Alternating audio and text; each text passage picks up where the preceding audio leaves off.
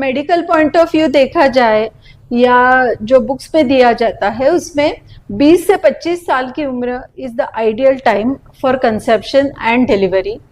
But obviously आज की तारीख में लड़कियां करियर माइंडेड रहती है, उनकी पढ़ाई चलती रहती है, पर फिर भी 30 के पहले पहला बच्चा होना आज की तारीख में आइडियल है, क्योंकि बाद में जैसे उम्र बढ़ती है प्रेगनेंसी रिलेटेड प्रॉब्लम्स आने लगती है, इनफैक्ट कंसीव होने में भी दिक्कत आती है।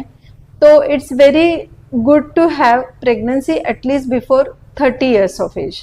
फर्टिलिटी प्रॉब्लम जो तेजी से बढ़ता जा रहा है, नेचुरली कंसीव नहीं कर पाते हैं, इनफर्टिलिटी इंक्रीज हो रहा है।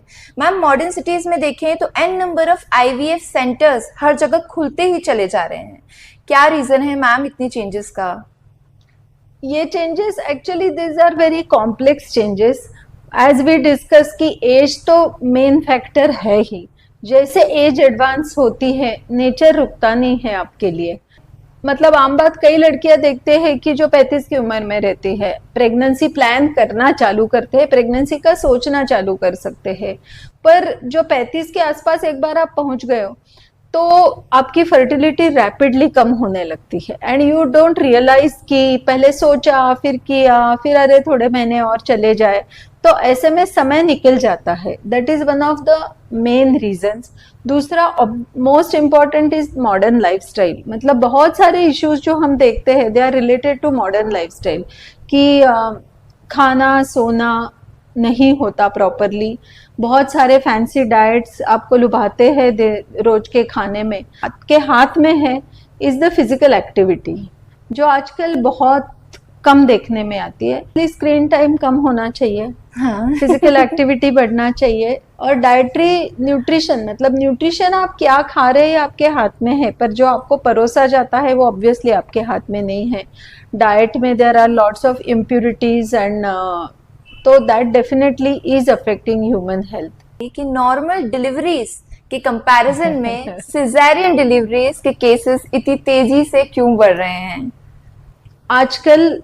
मतलब डॉक्टर्स पे असॉल्ट होते हैं, डॉक्टर्स को हर चीज के लिए ब्लेम किया जाता है। क्वाइट ऑफ फ्यू थिंग्स जो डॉक्टर्स के कंट्रोल में नहीं है कि नॉर्मल डिलीवरी रिस्की है, पर अगर everything has complications. Patients point of view देखा जाए तो पेशेंट्स के तरफ से टॉलरेंस कम है, पेन टॉलरेट नहीं होता। दूसरा ये है कि ओबेसिटी बहुत रहती है। तीसरा ये है कि एडवांस एज प्रेगनेंसी का रहता है, तो उसके भी कोई चेंजेस रहते हैं, क्योंकि एज रिलेटेड कॉम्प्लिकेशन ज्यादा होते हैं, जिसमें बच्चे की ग्रोथ पे असर होता है, पेशेंट का ब्लड प्रेशर बढ़ता है, प्रेगनेंसी में डायबिटीज होता है। तो ऑब्वियसली ये जो इश्यूज है वो एज रिलेटेड इश्यूज रहते हैं जो प्रेगनेंसी को कॉम्प्लिकेट करते हैं, तो ऑब्वियसली उसमें थोड़ा सा सिजेरियन का रेट बढ़ता है। Because of the advance technology caesarean थोड़ा सेफ भी हो गया है। फॉरेन में जो नॉर्मल डिलीवरीज के केसेस इंडिया से इसीलिए ज्यादा होते हैं क्योंकि वहां पे ट्रेन स्टाफ अवेलेबल है। It makes a major difference, and lot of time and money is spent on the training of the supporting staff. मतलब US और UK बहुत सारी कंट्रीज में patients do have an option of getting delivered by a midwife. जो nurses रहती है they are trained and they are licensed to conduct normal deliveries.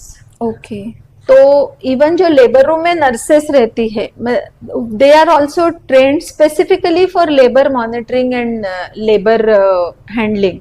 Hospital में देखा है कि लोग सपोर्टिंग स्टाफ की इज्जत नहीं करते हैं। They behave very badly with nurses and आया बाइज। वो उनको बहुत गलत तरीके से बात करते हैं, पर दे डोंट रियलाइज कि इन लोगों का कितना बड़ा रोल रहता है उनकी मेडिकल केयर में। तो मैं लोगों को इस बारे में जरूर अवेयर करना चाहूंगी कि they should learn respecting the supporting staff because they are the backbones of the health care.